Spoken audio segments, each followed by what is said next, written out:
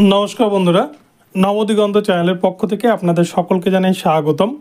তো বন্ধুরা এই মুহূর্তে আমি আপনাদের সাথে যে আপডেটটি শেয়ার করতে চলেছি সেটি হচ্ছে কলকাতা হাইকোর্টে সুপ্রিম কোর্টের নির্দেশ মোতাবেক এবারে কিন্তু প্রশ্নবুল মামলা টেটের প্রশ্নবুল মামলা উঠেছিল সিঙ্গেল বেঞ্চে বিচারপতি বিশ্বজিৎ বসুর এজলাসে।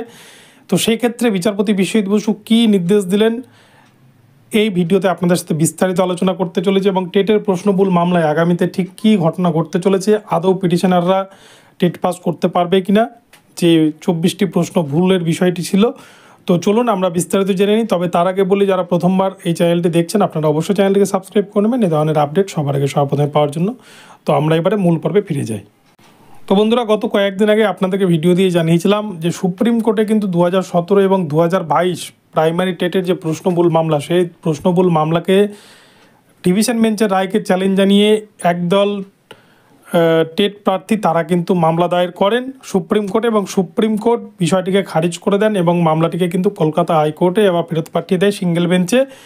এবং ডিভিশন বেঞ্চ যা নির্দেশ দিয়েছিল সেই মোতাবেকই কিন্তু পর্ষদকে কাজ করার অনুমতি দেয় মহামান্য সুপ্রিম কোর্ট এবং সেই মোতাবেক মামলাটি কলকাতা হাইকোর্টে সিঙ্গেল বেঞ্চে বিচারপতি বিশ্বজিৎ বসুর এজলাসে, যেহেতু বিশ্বজিৎ বসু এখন মামলাগুলো দেখছেন প্রাথমিকের, তাই ওনার এজলাসে কিন্তু মামলা দুটি উঠেছিল 2017 এবং 2022 টেটের প্রশ্নবুল মামলা।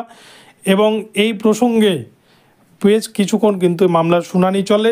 পিটিশনারদের লয়ার, পর্ষদের লয়ার সকলের মধ্যেই কিন্তু একটা ভালো বাকবিতণ্ডা চলে এবং শেষ পর্যন্ত যে বিষয়টি উঠে আসে সেখানে কিন্তু এই মামলাটিকে আগামী মাসের দিকে আবার রাখা হবে বলে জানিয়েছেন বিচারপতি বিশ্বজিৎ বসু।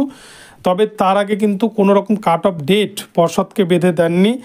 অর্থাৎ এক কথায় বলতে গেলে যে এক্সপার্ট কমিটি গঠন করার নির্দেশ ছিল কলকাতা হাইকোর্টের সিঙ্গেল বেঞ্চ রাজাশেখর মান্তা স্যারের এবং তারপরে ডিভিশন বেঞ্চের হরিশ টন্ডন স্যারের বেঞ্চের যে এক্সপার্ট কমিটি গঠন করে সেই এক্সপার্ট কমিটির রিপোর্ট সাবমিট করার কথা ছিল, সেই রিপোর্ট সাবমিট করার কথা বিচারপতি বিশ্বজিৎ বসুও একই কথাই বললেন। কিন্তু সেক্ষেত্রে পিটিশনারদের লয়ার তারা কিন্তু একটা কাট অফ ডেট বলতে চাইছিলেন বিচারপতিকে, কিন্তু বিচারপতি বলেছেন যে না, ঠিক আছে, পর্ষদ দিক, আগামী মাসে দেখা যাবে। আগামী মাসে কিন্তু পর্ষদের যে এক্সপার্ট কমিটি রিপোর্ট, সেই কমিটি রিপোর্ট না পেলে কিন্তু এই মামলার ফাইনাল জাজমেন্ট কোনোভাবে আসবে না। তো আশা করা যায় আগামী মাসের মধ্যে হয়তো এই ফাইনাল রেজাল্ট আসতে পারে এক্সপার্ট কমিটির এবং তারপরেই কিন্তু বিচারপতি বিশ্বজিৎ বসু এই 2017-2022 প্রাইমারি টেটের যে 24টি প্রশ্ন ভুল ছিল সেই প্রশ্ন ভুল নিয়ে কিন্তু একটা জাজমেন্ট দেবেন।